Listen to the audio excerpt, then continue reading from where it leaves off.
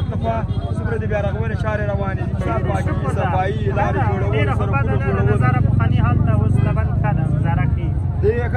کاروان لخوا فعالیت روان ده کاروان صاحب ویلي وایي موږ ګوره پاکي صفایي کوو هغه په ویالې پاکوو ګلدانونه جوړوو کټاري جوړوو دا خبره بس کړي نو سهار په سهار راوځي کټارې خو ما د تاسې نه رنګ کړي دي بازار ستره سوی ده